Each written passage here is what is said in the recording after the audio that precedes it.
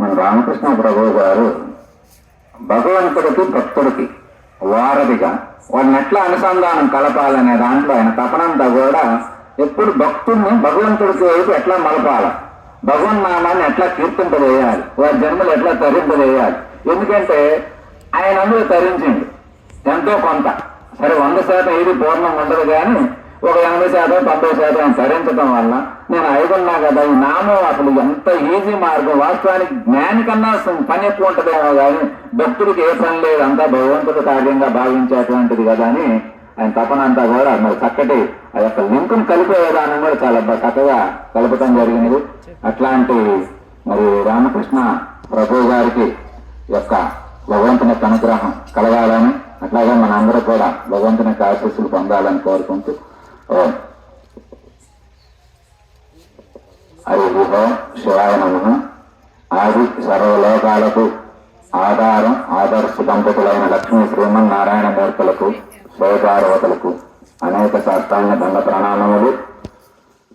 యామన్న యోగి సద్గురు పున్నారెడ్డి గురువు గారికి హృదయపూర్వక ధన్యవాదాలు. మా సద్గురుదేవు వెంకటకోటి యోగేంద్ర వారి యొక్క పాదపద్మములకు నమస్కరించుకుంటూ ఇక్కడ ఉన్నటువంటి పెద్దలు కిందన్న భక్తులందరూ కూడా హృదయపూర్వక నమస్సులు. ఇక్కడ లెక్కేస్తే మొత్తం 40 మంది, కానీ చాలా ఎక్కువ. పల్లెటూరులో 40 మంది మనం నెలవారీ సత్సంగంలో కూర్చోవటం అంటే చాలా గొప్ప విషయం.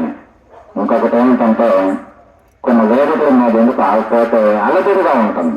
వాతావరణం కావచ్చు, అక్కడున్న ఈ స్థానం కావచ్చు, ఆ స్థానం కావచ్చు, కానీ ఇక్కడ ఎందుకు హాయిగా ప్రశాంతంగా ఉంటుంది, స్వేచ్ఛగా ఉంటుంది, ఎందుకు సొంత గుణంగా ఉన్నట్టుగా అనిపిస్తుంది మనకి. కాబట్టి వేదికలో వాస్తవం నేను ఏమొచ్చాను కదా, నెలలో వస్తూనే ఉన్నా కదా మనకి.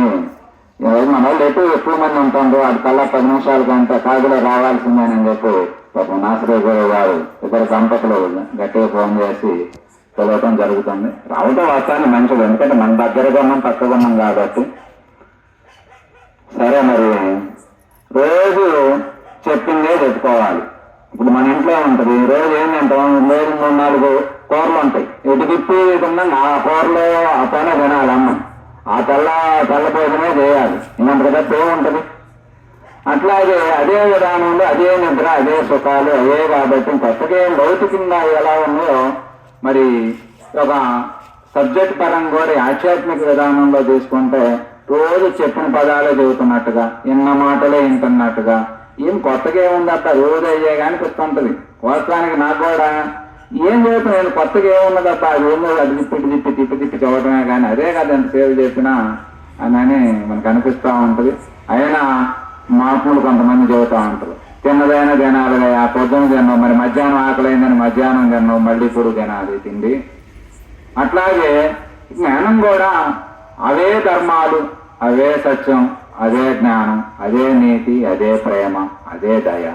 ఇక ఆ మాటల్లోనే మన జీవితం, మానవుడు మనకంటే లేదు అవకాశం అన్నట్లుగా మనకుంటా ఉన్నది. కాబట్టి మనం ఎంతప్పుడు కూడా ఈ సృష్టి విధానంలో తీసుకుంటే మానవుని ధర్మాలు కొన్ని ఉంటాయి.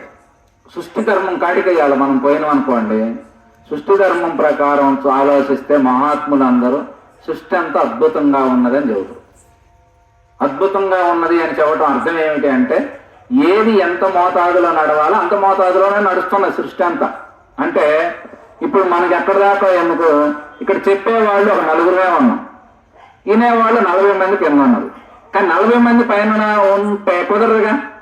అంటే ఎంతమంది కింద ఉండాలో అంతమంది ఉన్నారు, పైన ఎంతమంది ఉండాలో అంతమందే ఉన్నారు. అట్లాగే సృష్టి నియమంలో భక్తులు ఒక 1000 మంది ఉన్నారు అనుకోండి, సపోజు జ్ఞానులు 100 మందికి తక్కువ ఉన్నా కూడా చాలు, సరిపోదు. సృష్టి నియమం అది అంత గొప్పగా ఉంటుంది. అలాగే పూర్ణమైనటువంటి జ్ఞాని రాష్ట్రానికి ఒకళ్ళు ఉంటే చాలు. అందుకనే జ్ఞానులు తయారయ్యేది తక్కువ మంది. అలాగే అప్పుడప్పుడు గుడికి, ఇప్పుడు మన తమ్మలచేరు గ్రామం అనుకోండి, శివరాత్రి రేపు గ్రామం మొత్తం వెళ్ళి దండం పెట్టుకుంటాం.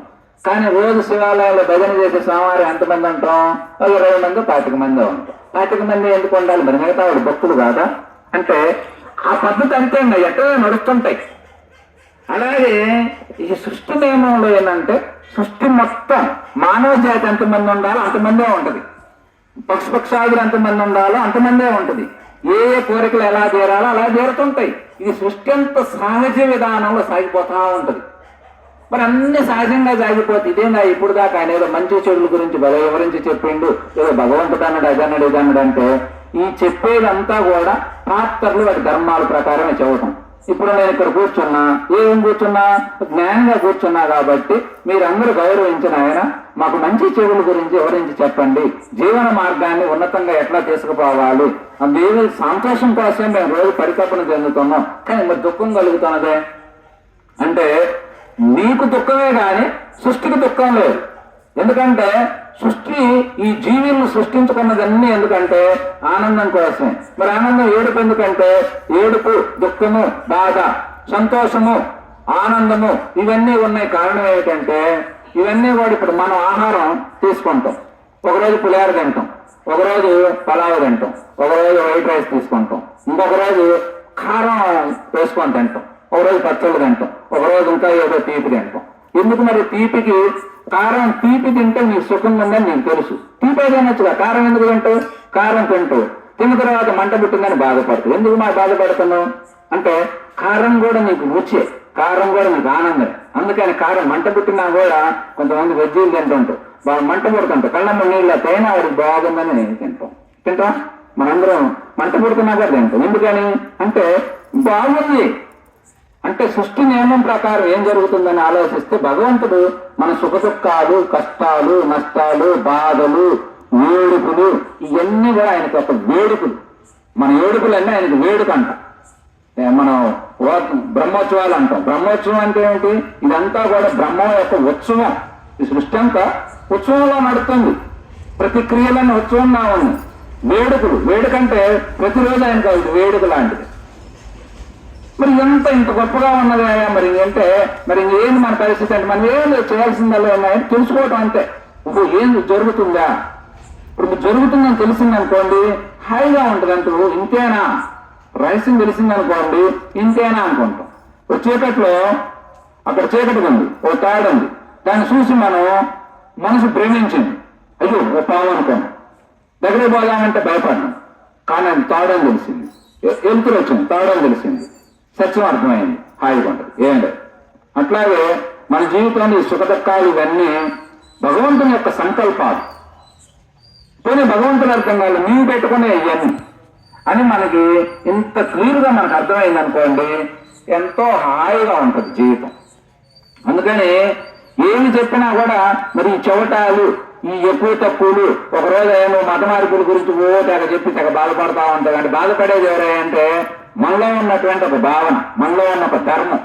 ఇవన్నీ ధర్మాలు అనే ప్రకారమే ఇవందరం కూడా ఈ చెప్పేదా దాంట్లో ధర్మం అనేక రకాల ఇప్పుడు వేషాలు, మనందరం రకరకాల బొట్లు, రకరకాల కట్లుతో ఉన్నాం. ఇవన్నీ ఏంటి? నువ్వు ఒక విధానం తీసుకున్నావు, ఆ విధానాన్ని ఫాలో అవుతున్నావు, అదంతా నీకు ఒక ధర్మాన్ని పాటిస్తున్నావు అంతే. ఏమీ కావు.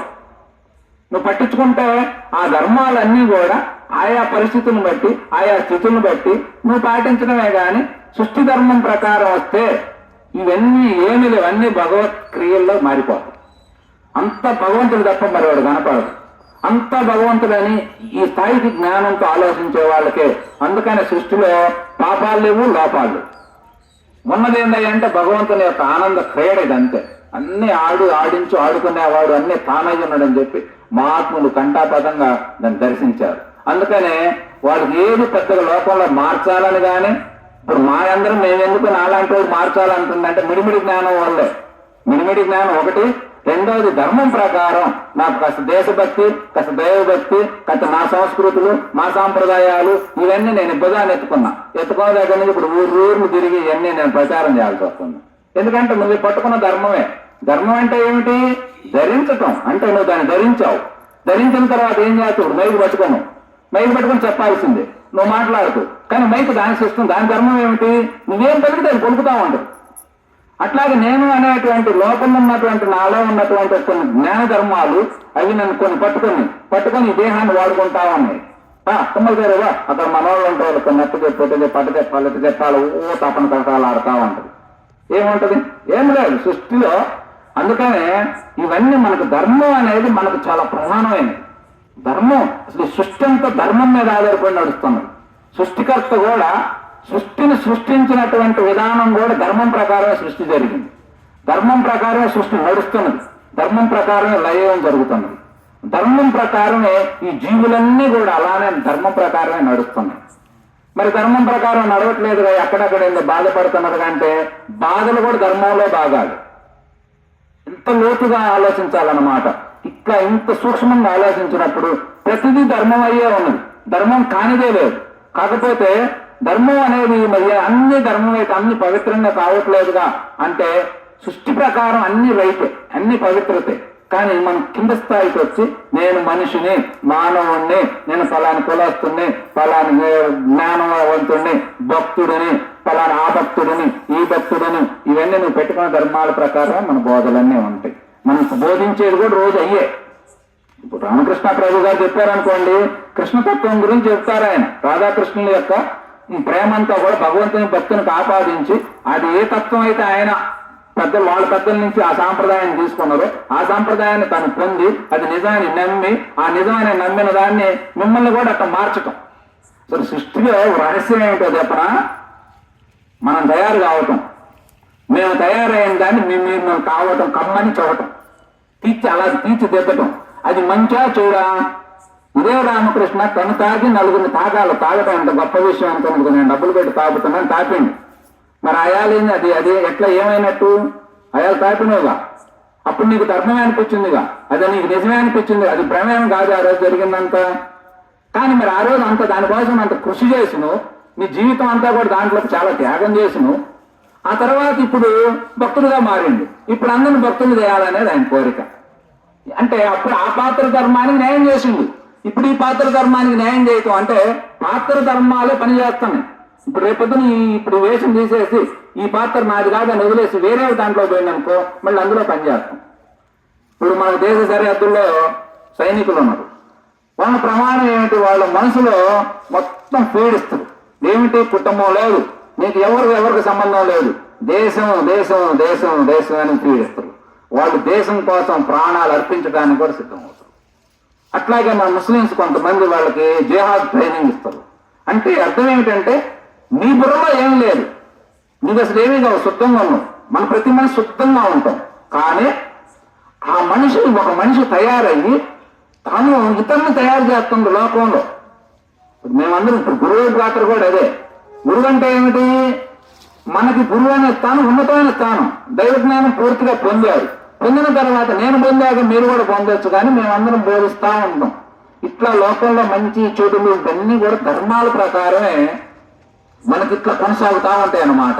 ధర్మం ప్రకారమే ఎవరైనా ఏడ్చినా ధర్మం ప్రకారం ఏడుతున్నారు, ఎవరైనా నవ్వినా ధర్మం ప్రకారమే నవ్వుతున్నారు. ఈ సృష్టి అంతా ధర్మం తప్ప మరొకటి లేదని చెప్పి మహాత్ములు ఏది ఫైనల్ గా సృష్టి యొక్క రహస్యంలో పోతే ధర్మం ప్రకారమే సృష్టి అంతా కొనసాగుతూ ఉన్నది తప్ప ఏది ఎడేమో తక్కువ లేవు, ఎక్కువ లేవు, ఏమీ లేవు. ఏమున్నాయి? 84 లక్షల జీవరాశులు అనేది మన వాడు చదువుతారు. 84 లక్షల జీవరాశుల్లో మానవుడు కూడా ఆ చీమకి ఈ మానవుడికి ఏమీ తేడా లేదు. ఎందుకంటే నిన్ను సృష్టించినట్లుగానే నీవు సృష్టించబడినట్లుగానే ఆ చీమ దోమ సృష్టించబట్టి నీవు ఎట్లా నడుస్తున్నావు అవి అట్లానే నడుస్తున్నాయి. నువ్వెట్లా సుఖాలు పొందుతున్నావు ఆ జీవులను అట్లానే సుఖాలు పొందుతున్నాయి. నువ్వేదో ఒక రోజు కృషించి నశించి దేహాన్ని సాధించినట్లుగానే అవి సాధిస్తున్నాయి. వాటన్నింటిని మనం తింటూ ఏదో రోజు మనల్ని ఇంకో పురుగు తింటది. తినవా? ఈ దేహాన్ని చేసైపోయి ఏ మట్టిలోనే పడేస్తాం. ఆ తర్వాత ఈ దేహంలోనే పురుగులు పడతాయి. ఆ పురుగులు కొన్నాళ్ళు ఈ దేహాన్ని తింటాయి. ఆ తర్వాత ఆ పురుగులు కూడా ఆ మట్టిలోనే కలిసిపోతాయి. ఇట్లా సృష్టిలోకి పోయిన తర్వాత అందుకనే వేమన్న లాంటి వాళ్ళకి ఇదంతా ఇంత లోతుగా ఆలోచించేసరికి ఇదంతా దైవ స్వరూపమేనా, ఏమీ లేదా, ఇదంతా దైవ పదార్థమేనా అని చెప్పి ఇట్లా పైన అక్కడే అనుకుంటాం. కానీ ఎంత తెలిసినా శరీరము జీవాత్మ దాని యొక్క తత్వం దాని ధర్మాల ప్రకారం మనం కిందకు వచ్చినప్పుడు కింద చెప్పేది ఏమిటంటే మానవతా విలువలు ఇవన్నీ మన మనుషులం కాబట్టి ఇతర జంతువులకు మనం చెప్పంగా మనం చెప్పిన వాడికి అర్థం కాదుగా. మనం మనుషులం కాబట్టి ముందులో రకరకాల పద్ధతుల ప్రకారం మేము మీకంటే 2 అడుగులు అంటే ఏ పద్ధతి ద్వారా ప్రయాణం చేయండి, భక్తి చేయి, ఏమైనా చేయి. లాస్ట్ సారాంశం ఏమిటి? సంతోషంగా ఉండటం, సుఖంగా ఉండటం, ఆనందంగా జీవించటం. అంతేగా. ఇప్పుడు మనకు ముఖ్యం ఏమిటి? శాంతిని పొంది ఆనందంగా జీవించడం. శాంతి అన్న ఆనందం అన్న వాస్తవానికి 2 ఒకటే. రూపాయికి బొమ్మ బొలుసులా అంటే శాంతి ఉంటేనే ఆనందం ఉంటుంది. ఆనందం ఉన్న చోట శాంతి ఉండేది. ఆనందంగా ఉండాలంటే శాంతం అంత శాంతంగానే ఉంటుంది. శాంతి స్థాపన, శాంతి ఎక్కడంటే ఉంటుంది, ఎక్కడ అలజడులు, ఆందోళనలు, భయాలు, భ్రాంతులు లేవు అక్కడ శాంతి ఉంటుంది. ఏ ద్వంద్వ భావాలు లేని చోట శాంతి, ఏకాత్మ భావన ఎక్కడ ఉంటుందో, ఐకమత్యం ఎక్కడ ఉంటుందో, ప్రేమతత్వం ఎక్కడ ఉంటుందో అది శాంతి ఉంటుంది, లేకపోతే అశాంతి ఉంటుంది. అశాంతి శాంతి రెండు సృష్టిలో మళ్ళీ భాగాలు. సుఖదుఖాలు రెండు కలిపితే, ఆనందం బాధ రెండు కలిపితే అవే ఆనందం. రెండు కలిపితే ఆనందం. ఆనందం అనే పదానికి ఆపోజిట్ పదం ఉండదు, అనానందం అనే ఉండదు. ఆనందం అంటే సుఖము దుఃఖము రెండు కలిపితే ఆనందం. అట్లాంటి ఆనందాన్ని పొందాలంటే భగవద్గీత అందుకే రెండింటిని సమానంగా చూడటం తెలుసుకో, నేర్చుకో. రెండు సమానంగా చూసుకునేవా హాయిగా ఉంటుంది. ఎందుకంటే ఇది శాశ్వతంగా ఉండదు, దుఃఖం శాశ్వతంగా ఉంటుందా? ఇప్పుడు మా అందరికీ తెలుసు పేదరికం శాశ్వతంగా ఉంటుందా? పోనీ ఉన్నవాళ్ళు ఏమైనా శాశ్వతంగా ఉంటున్నారా? పోనీ అందం ఏమైనా శాశ్వతంగా ఉంటుందా? ఏది శాశ్వతంగా ఉండేది? సృష్టి అనేది ఉదయించిన సూర్యుడు మళ్ళీ అస్తమించినట్లుగా ఈ జీవన మనుగడ అనేది కొనసాగుతా సృష్టి చక్రంలో తిరిగిపోతా ఉంటుంది. నీవు మనం పోయిన తర్వాత ఏది ఉండేది లేదు. జీవితం ఒకటే ఉంటుంది. ఎందుకు? శరీరం నేననే మనకున్న ధాతు, ఆ ధాతు అది ఒకటే ఉంటుంది.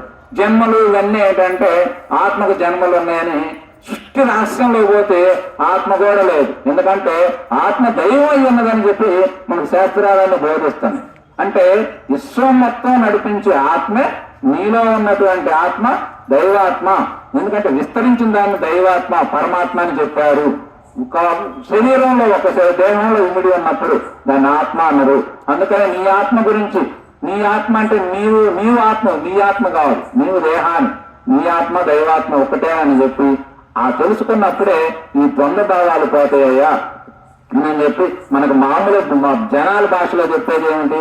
ఏమయ్యా నిన్ను కోసినా వచ్చేది ఆ రక్తమే, నన్ను కోసినా వచ్చేది ఆ రక్తమేగా అంటారు. వాస్తవానికి శరీరంలో ఉన్నది, అందరిలో ఉన్నది రక్తం అదేగా. దానికి గ్రూప్ లేవు. మళ్ళీ పరిశోధన చేస్తే గ్రూప్ అయ్యింది పలాని గ్రూప్ అయింది పలాని గ్రూప్ అంటారు. కానీ అట్లా ఉన్నట్లుగానే అలాగే ఆత్మ కూడా. అంటే ఆత్మ అంటే ఏమిటి?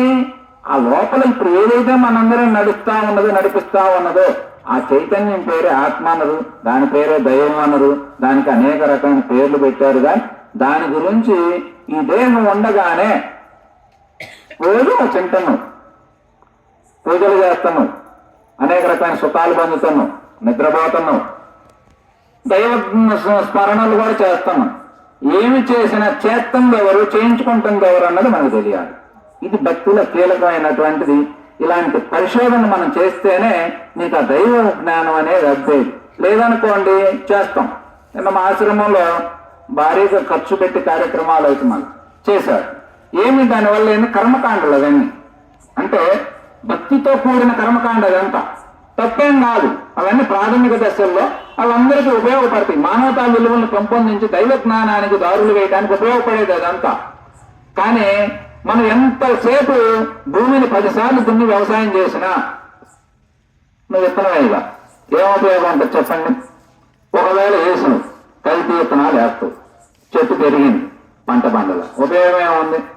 అందుకనే ఎంత యజ్ఞాలు చేసినా, ఏ కార్యక్రమాలు చేసినా, అందుకని మనకు సత్సంగత్వం అనేది, సత్సంగం అనే దానికి మహాత్ములు మన గ్రంథాల్లో ఇచ్చిన ప్రాధాన్యత అంత గొప్పగా ఉంది. ఎందుకంటే సత్సంగం అంటే ఏంటో తెలుసా?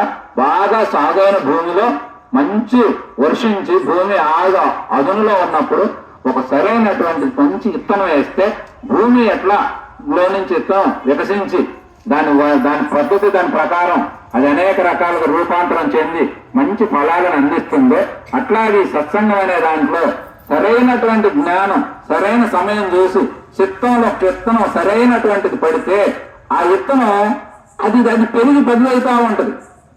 ఎలా పెద్దదవుతుంది? ఇప్పుడు మనకి ఇందులో కొన్ని పద్ధతులు ఉంటాయి. ఇప్పుడు మనం ట్రైన్ ఎక్కాలి, గుంటూరు పోవాలి. మనం ట్రైన్ ఎక్కి మన తుమ్మలచేరు స్టేషన్ లో ట్రైన్ ఎక్కుతాం. ఎక్కిన తర్వాత నువ్వు పోవాల్సిన పనులు గుంటూరు అదే తీసుకుపోదు. నువ్వు మాట్లాడుకుంటా ఉంటుంటే చాలు అదే వెళ్ళిపోదు. అవునా? నువ్వేం గుంటూరు ప్రత్యేకించి నడిచిపోయేది ఏం లేదుగా. అట్లాగే భక్తి అనే దాన్ని నువ్వు పట్టుకొని, భక్తి అనే నావలో భగవన్ నామాన్ని నువ్వు పట్టుకున్నావా, ఆ నావే నిన్ను తీసుకుపోతా ఉంటే స్వామి కాడికి నువ్వు దాన్ని ప్రత్యేకించి చేసేది ఏమి ఉండదు. అందుకనే విత్తనం కూడా అంతే. అందుకే మనం భూమిలోకి విత్తనం వేస్తాం, దానికి కొద్దిగా ఎరువు వేస్తాం, కలుపు తీస్తాం, సేవలు చేస్తా ఉంటాం. అట్లాగే మరి భక్తి అనేది విత్తనం వేసినాం, ఈరోజు విత్తనం వేస్తున్నాం. కానీ ఈ విత్తనానికి ఏం చేయాలి? అప్పుడప్పుడు వచ్చి గురువు యొక్క నామస్మరణ, భగవంతుని యొక్క నామస్మరణ, లేకపోతే మనకి ఇష్టద అర్చనామూర్తి యొక్క ఏ దేవుడైతే నీకు ఇష్టం ఆ దేవుని యొక్క నామస్మరణ, నిత్య నామస్మరణ, అర్చనా కార్యక్రమాలు ఇవన్నీ చేసుకుంటా మనలాంటి భక్తులు కలిసినప్పుడు వాళ్ళకు నమస్కరించుకుంటా అదే విషయాలు మాట్లాడుకుంటా, ఇవన్నీ ఏమిటంటే ఆ భక్తుడు వృద్ధి చెందటానికి ఉపయోగపడేటువంటి ఆ యొక్క వ్యవసాయం ఒక రకంగా చెబితే. అంతేగా ఇప్పుడు మన మొక్క చేలో వేసాం, మిరదాటు వేసి నేను ఒకసారి కందేసి ఇంక నేనేం చెయ్యాల, ఏముంది ఎకరన్నర కూడా 3 క్వింటాలు కాదు, నేను చేస్తే అది పండటానికి. అదే నా పక్కన ఎకరం 10 క్వింటాలు పండించిండు. ఇప్పుడు మనం చెప్పిన పనులన్నీ ఆయన చేసిండు, చక్కగా మొక్క వేసిన దగ్గర నుంచి దానికి ఏం చేయాలో అది చేసిండు. అట్లాగే మనందరం భక్తులుగానే వచ్చాం, చేస్తాం. కానీ విత్తనాలు కూడా మంచిగా చల్లాం, కానీ దాని చుట్టూ కలుపు మొక్కలు ఇవన్నీ పడతా ఉంటాయి. కలుపు మొక్కలు అంటే ఏమిటంటే దుర్వ్యసనాలు మనం విన్నాం, కానీ దాని మీద శ్రద్ధ లేకపోవటం, పట్టించుకోకపోవటం, దాని పట్ల అంత శ్రద్ధ వహించకపోవటం, దాని మీద మళ్ళీ దానికోసం నిత్యం ప్రయత్నం చేయాలి. ఎందుకంటే సృష్టి ధర్మం, ఇవాళ సృష్టి ధర్మం పోయినా కానీ సృష్టి ధర్మం ప్రకారం ఆయనకి ఏ భేదం లేదు. అందరినీ ఒకేలాగా సృష్టిస్తారు. ఒకేలాగంటే ఒక రూపంతో కాదు. నేను మా అమ్మ కడుపులో నుంచి ఎట్లా మా అమ్మ మా నాన్న కలయిక ద్వారా నేను ఎట్లా వచ్చానో మీరందరూ అలానే వచ్చారు. నేను ఎట్లా పెరిగి పెద్ద అవుతున్నాను మీరు అలాగే వెళ్ళారు. నేనేం తింటున్నాను మీరు అదే తింటాను. నాకు ఎలా జీర్ణం అవుతుంది మీకు అదే జీర్ణం చేస్తున్నా చేసేవాడు. మీకు ఒకలాగా నాకు ఒకలాగా ఏం చేయట్లే. ఆయన అందరిని సమానంగా చూసుకుంటుండు. అందరిని సమానంగా వారి కర్మలకు తగ్గట్టు వారికి సుఖదుఖాలు ఇస్తుంది. వారి కర్మలకు తగ్గట్టుగా వారి జీవితాన్ని ఎప్పుడు ముగిస్తే హాయిగా ఉంటుందో అప్పుడు ముగింపు చేస్తుంది ఆయనే. చక్కగా బ్రహ్మాండంగా సృష్టి ధర్మం ప్రకారం సృష్టి కార్యక్రమం అంత గొప్పగా ఉన్నది. ఈ మానవ ధర్మాలు ఇవన్నీ ఏంటంటే మనం అందరం కలిసి రాజ్యాంగం రాసుకున్నాం. అవునా? ఈ రోజు మనం నడుస్తున్నదంతా రాజ్యాంగంలో, రాజ్యాంగానికి లోబడే నడుస్తున్నాం. ఎందుకంటే ఏమాత్రం ఒక చిన్న ఇంటి పక్కన గొడవలు పెట్టుకున్న స్టేషన్ కేసు పెట్టా అనుకోండి, పోలీసులు వచ్చి తీసుకుపోయి విచారణ చేసి అది ఏదైనా తప్పు అయితే దాన్ని అక్కడి నుంచి కోర్టుకు అప్లై చేసి కోర్టులో మీకు శిక్ష వేస్తారు. ఇది రాజ్యాంగం మనకి. అలాగే సృష్టి ధర్మం ఒకటి ఉంది, ఇది రాజ్యాంగ ధర్మం. సృష్టి ధర్మం ఏమిటి? అది ఎవరు చూడాల్సిన పనిలే. నువ్వు మోసం చేసినవా నీ ఫలాలు నీకు వచ్చేస్తాయి అంతే. నువ్వు సంతోషంగా ఉంటావు, నలుగురు సంతోష పెట్టినవా నీకు ఆ ఫలాలు వచ్చేస్తాయి. అమాయకుల్ని మోసం చేద్దాం అనుకుంటుంది లోకం. అమాయకుల్ని మోసం చేస్తే అమాయకుడికి ఇంకా ఎక్కువ లాభం వస్తుంది. పెళ్లికల్లోని మోసం చేస్తే నీకు 10 పైసలు లాభం. కానీ అమాయకుని మోసం చేస్తే అమాయకుడికే 50% లాభం వస్తుంది. ఎందుకంటే అమాయకుని మోసం చేయకూడదు, చిన్నపిల్లలు మోసం చేయకూడదు. సృష్టి కొన్ని నియమాలు, సృష్టి ధర్మాలు కొన్ని ఉన్నాయి. అందుకని సృష్టి ధర్మం అంత గొప్పగా ఉంటుంది. మనం సృష్టికర్తను నమ్మాలి, స్థితికర్తను నమ్మాలి, లయకర్తను నమ్మాలి, సృష్టి మొత్తాన్ని అర్థం చేసుకోవాలి. ఇదంతా ఆనంద స్వరూపం ఉన్నది, ఇదంతా భగవత్ చిత్తమే, ఇదంతా భగవంతుడే అనేటువంటి అక్కడ పోయిన తర్వాత ఆ మనసుతో నేను చూస్తే నాకు ఏం చెప్పాలనిపించట్లేదు, ఏది వినాలనిపించట్లేదు, ఏది తినాలనిపించట్లేదు, ఏం అవసరం లేదు. ఇదంతా భగవంతుడిగా కనబడుతుంది. అందులో ఎక్కువ తక్కువ భేదభావాలు లేవు, స్త్రీ పురుష భేదాలు లేవు, ఏమీ లేవు. ఇదంతా అంతా ఎటు చూసిన ఆయన తప్ప మరొకటి కనపడట్లేదు. మరి ఈ కిందకు వస్తేనే ఇవన్నీ మనం కిందకు ధర్మాలే తప్ప మానవుడుగా గురువులుగా ఇట్లా మన స్థాయిలు స్థానాలను బట్టి ఇవన్నీ ధర్మాలు. నమస్కారాలు కూడా అవే ధర్మంలో భాగమే. ఇవన్నీ కూడా ధర్మాలు. సృష్టి అంతా ధర్మం మీదే నడుస్తా ఉంది. కాబట్టి అట్లాంటి ధర్మాన్ని మనకి ధర్మం అని మొత్తుకుంటా ఉంటారు. ధర్మం అంటే జనరల్ గా మనకు అర్థమైంది, అందరికి అర్థమయ్యేది ఏంటంటే ధర్మం అంటే మంచిగా బతకటమే ధర్మం. కానీ ధర్మం అనేది అంత గొప్ప. దొంగోడికి కూడా ధర్మం ఉంటుంది. దొంగోడు ధర్మం ఎట్లుంటుందా అనుకుంటాం. దొంగోడు అయినా వాడు కరెక్ట్ 1 గంటకు పోవాలి, ఎవరు చిక్కకుండా నైపుణ్యంగా చేయాలి, వాడు చేస్తే సక్సెస్ అయినట్టు. అంతేనా? అట్లా కాకుండా ఎలా పాలు లేకుండా పోయి దొంగ చిక్కింది అనుకోండి, ఏమవుతుంది? లోనం అవుతుంది. అవునా? అందుకని దొంగకి ధర్మం. సృష్టిలో ప్రతి పాత్ర ధర్మమే అయ్యి ఉన్నది. ధర్మం కానిదంటే లేదు. అన్ని ధర్మాలు ఎట్టవుతాయి అంటే ధర్మం ప్రకారమే నడుస్తుంది సృష్టి అంతా. ధర్మమే మన అందరు నడిపిస్తా ఉంది. ధర్మం కాకుండా ఏది నడవదు నడవదు. అందుకని అట్లా నడిచేటువంటి ప్రతిదాన్ని నువ్వు అర్థం చేసుకో. చక్కగా మనం చేయాల్సిందల్లా ఏమి లేదు, తెలుసుకొని ఆయా పాత్రకు తగ్గట్టుగా మనం ఆయా స్థితుల్లో మనం కూడా అలా నటించి వెళ్ళిపోవటమే. ఈ జీవితం ఏమన్నది మనోళ్ళ ఈ భూమి అనేది ఒక నాటక రంగస్థలం అని చెప్పారు. నాటక రంగస్థలం అంటే అంటే అర్థం ఇక్కడ అర్థం అవుతుంది మనకు పూర్తిగా ధర్మం అంటే ఏమిటో. నాటక రంగస్థలం అంటే ఏమిటి? ఏం లేదయ్యా, ఇదో మనం కాషాయం వేసుకొని ఇటు కూర్చున్నాం, ఇంకొక ఆయన అక్కడ తెల్ల మూసుకేసుకొని వాళ్ళు ఇప్పుడు ప్రార్థన చేస్తున్నారు. అదైనా పాత్రే, ఇదైనా పాత్రే. అంటే అర్థం ఏమిటి?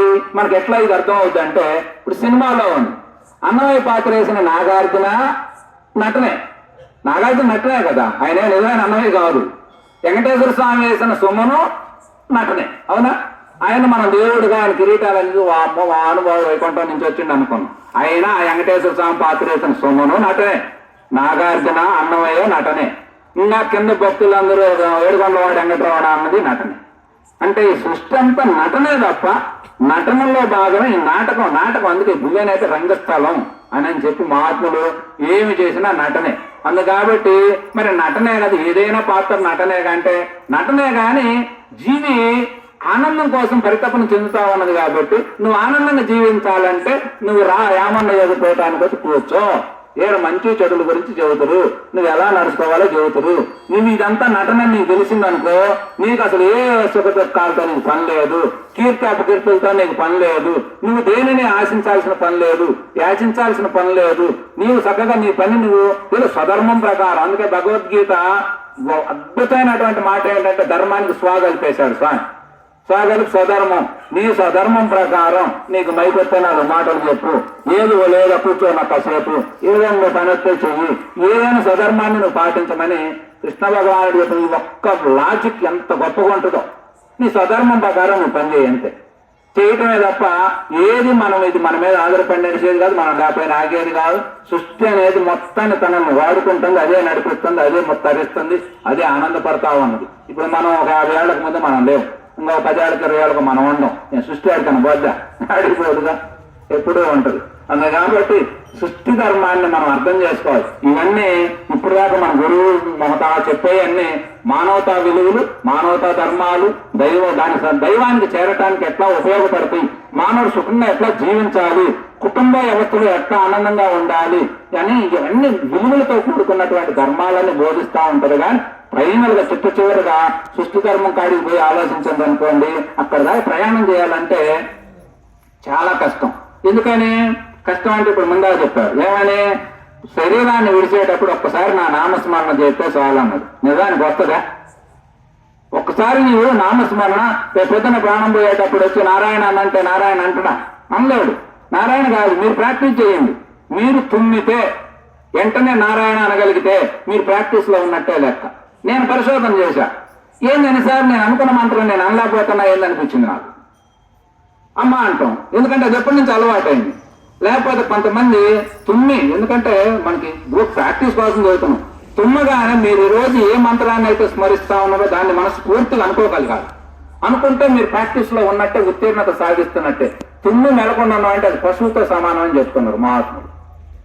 అంటే ప్రాక్టీస్ అంటే నీ ప్రాక్టీస్ లేదు, నువ్వు పడుకో, కూర్చో, నిద్రపో, ఈ పని ఆ పని పాప పుణ్యాలు ఏమి లేదు. నీకు ఏ మంత్రం అయితే ఒకటి గురువు ద్వారా నువ్వు తీసుకున్నావో, లేక నీవుగా స్వతహాగా నీకు నచ్చినటువంటి అర్చనామూర్తి రూపం, రామనామం, కృష్ణనామం, శివనామము, అమ్మవారి నామం ఏది తీసుకునో దాన్ని నువ్వు నిరంతరాయంగా నువ్వు సాధన చేస్తావు. అది నీకు ఒక నావలాగా ఉపయోగపడుద్ది, ఆ భగవంతుని చేరడానికి ఉపయోగపడుద్ది, భగవత్ తత్వాన్ని తెలుపుద్ది. మహాత్మను చెప్పే మాటలు ఏంటంటే శివోహం, సోహం, తత్వమసి, ఇవన్నీ ఒకే అర్థాన్ని సూచించాయి. అంటే ఏది నువ్వు చూడటమో అది నీవు అయ్యన్నావు అంటుంది.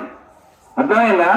మనకి యజ్ఞంలో పూర్ణమద పూర్ణమిదం శ్లోకం మీ అందరికీ తెలిసే, బాగా చదువుతా ఉంటారు. అర్థం ఏమిటి? ఈ సృష్టి అంతా కూడా పూర్ణమై ఉన్నది. పూర్ణం అంటే మన వాళ్ళు చేసేపోయి వండిన పూర్ణాలు చేసిపోయి గాయత్రి యజ్ఞంలో సమర్పించడం జరిగింది. యజ్ఞంలో భౌతిక వస్తువులన్నీ సమర్పించడం వల్ల ఏమైంది?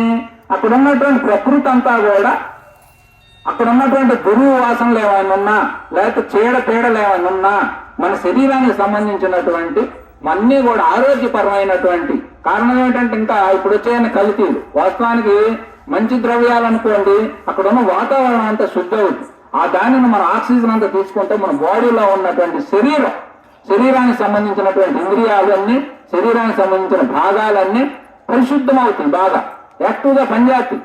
అది యజ్ఞం యొక్క భౌతిక యజ్ఞ ప్రయోజనం. అంతర్యజ్ఞ ప్రయోజనం ఏమిటంటే నువ్వు ఎలా మంచి ద్రవ్యాలన్నీ అందులో సమర్పించినవో అలాగే నీ మానసికంగా నీలో ఉన్నటువంటి దుర్గుణాలన్నింటిని తీసేసుకొని సద్గుణాలను నువ్వు పెంపొందించుకోవాలి. పెంపొందించుకుంటే యజ్ఞంలో మంచి యొక్క ద్రవ్యాల వల్ల వాతావరణం పరిశుద్ధి అయ్యి నువ్వు ఆరోగ్యంగా ఉన్నట్లుగా మంచి గుణాలు మంచి భావాల వల్ల నీ మనసంతా వికసించిద్ది, నీ ఆత్మ సౌందర్యం పెరిగిద్ది, నీవు లోకంలో ఆనందంగా జీవిస్తూ కీర్తివంతుడుగా కూడా ఉంటావు, ఆదర్శవంతుడుగా ఉంటావు, బ్రహ్మాండంగా ఉండటానికి అది నీకు ఎంతగానో ఉపయోగపడింది. అట్లా అందుకని యజ్ఞంలో మనకి మన శాస్త్రాలు మన పెద్దలు మనం సూచించేది ఒక ప్రయోజనం కాదు, ఇహము పరము రెండు కూడా. ఇహములో నువ్వు ఎట్లా మనకు భౌతిక ప్రపంచంలో ఎట్లా బ్రహ్మాండంగా నువ్వు సుఖంగా సంతోషంగా జీవించాలో, ఆధ్యాత్మిక ప్రపంచంలో ఎట్లా భక్తి ద్వారా జ్ఞానం ద్వారా మనకు అతీతమైనటువంటి మనసుని దైవ జ్ఞానాన్ని ఎలా పొందాలో. అందుకని మన రామకృష్ణ ప్రభు గారు మన ఫస్ట్ ఎక్కడ మొదలు పెట్టారు? చతుర్వేద పురుషార్థాలు. ఎంత గొప్పగా ఉంటుందో మన శాస్త్రాలు మొత్తం సారం చతుర్వేద పురుషార్థాలను సాధించడమే. ధర్మంగా జీవించాలి. ధర్మం అంటే ఒకటి కాదు, అనేక రకాల ధర్మాలని. ఆ ధర్మాలను ఆయా స్థాయిని బట్టి జీవిస్తా అర్థకామాలని అర్జిస్తా మోక్ష జ్ఞానాన్ని పొందమని చెప్తుంది. ధర్మం అంటే ధరించడం, మోక్షం అంటే మొత్తాన్ని విడగొట్టడం, అంటే వదిలేయటం, అన్నింటి నుంచి బంధ విముక్తులు కావటం. అలా బంధ విముక్తులు కావటమే మోక్ష జ్ఞానం. కాబట్టి అలాంటి మోక్షం పొందటం. అందుకని హోమో పరము రెండు మనకి గాయత్రి యజ్ఞంలో మరి జరిగేటువంటి ఎవరికి ఇవన్నీ జరుగుతాయి? కొన్ని మాటలు విందామంటే కర్మకాండకి ఇచ్చినటువంటి ప్రాధాన్యత మాటలకి జ్ఞానానికి మీ అదృష్టం మా అదృష్టం మా హాయిగా మనం చెప్పుకోగలుగుతాం. 1000 మంది పైన కూర్చుంటాం, ఏమి లేదు. మొన్న ఒక చోట భోజనాలు పెడుతున్నారు, రావాలి గురువు గారు పైన 1000 మందికి భోజనాలు పెట్టారు. 3 కూర్చోట్ల ఎదురుగా మాటలు చేద్దామంటే ఏం చేయాలా? నిన్న అక్కడ అంతే జరిగింది పరిస్థితులు. ఎక్కడ పెట్టినా అంటే మనకి ఏమవుతుందంటే కర్మకాండలకి ఎక్కువగా ప్రాధాన్యత ఇచ్చి కర్మయోగాన్ని ఇష్టపడుతున్నారు. కర్మయోగం ఇష్టపడటం అంటే అర్థం ఏమిటంటే స్వలాభాలను, స్వార్థాలను, శరీర తత్వాలను, శరీర గౌరవాలను, శరీర సుఖాలని వాటినే కోరుకుంటున్నారే తప్ప ఇదంతా భగవంతుడిది అనే భక్తి భావన గాని, ఈ సృష్టి అంతా బాగుండాలనే జ్ఞానం గాని ఎవరికి మానవాళ్ళకి ఒక్కళ్ళుగా ఉండట్లా. ఉండనప్పుడు నీకు ఎట్లా అభివృద్ధి చెందితే అందరం బాగుండాలని అద్వైత మాటలు చెప్తే ఎక్కడ పోతున్నాయి? కాబట్టి ఇవన్నీ కూడా మనం చేసుకోవాలంటే మన అదృష్టవంతులు. వాస్తవానికి చూడండి, మన 40-50 మంది కూర్చున్న హాయిగా బ్రహ్మాండం ఉంది. హాయిగా చక్కగా మాట్లాడుకున్నాం, సంతోషం అన్నాం. అప్పుడప్పుడు కార్యక్రమాలు మంచి బాగా పెంచి కార్యక్రమాలు మనందరం చేసుకొని ఎంతో కొంత మనందరి జీవితాలను తరింపు చేసుకోవడానికి ఈ భక్తి అనే నావ, జ్ఞానం అనే ఖడ్గం, దాని ద్వారా భగవతత్వాన్ని మనం అందరం చేరుకోగలుగుతాం. ఎందుకంటే శరీర ధర్మం ప్రకారం శరీరం ఎప్పుడైనా అది రాలిపోవాల్సిందే కాబట్టి దాన్ని మనం విడిచిపెడతాం. అందుకని ఈరోజు దైవం యొక్క పూర్ణ చెప్పుకున్నది చాలా హైగా చెప్పుకున్నటువంటి మాటలు, ఇవన్నీ కూడా చాలా లోతైన మాటలు. బాగా అర్థం చేసుకోగలిగితే తేలికైపోతాం. మనసు ఏమవుతాయంటే బరువు తగ్గి తేలికైపోతుంది. అంటే అంతకంటే ఏమీ కాదు.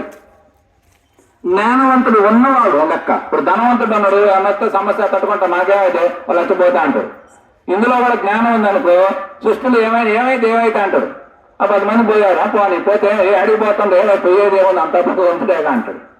అందుకని ఆయన దుఃఖానికి పెద్దగా లోన్ కాదు. ధనవంతుడికి ఏమైనా భౌతికంగా ఆపదొస్తే ఎట్లా తట్టుకుంటారో, జ్ఞానవంతుడు కూడా ఏమన్నా శారీరక బాధలు కానీ ఇంకా ఏమైనా ప్రపంచంలో సృష్టి ఒడిదుడుకులు వచ్చినా ఏమొచ్చినా ఏం లేదు అంతా చూసుకుంటారు. మన తేలికై హాయిగా ఉంటుంది.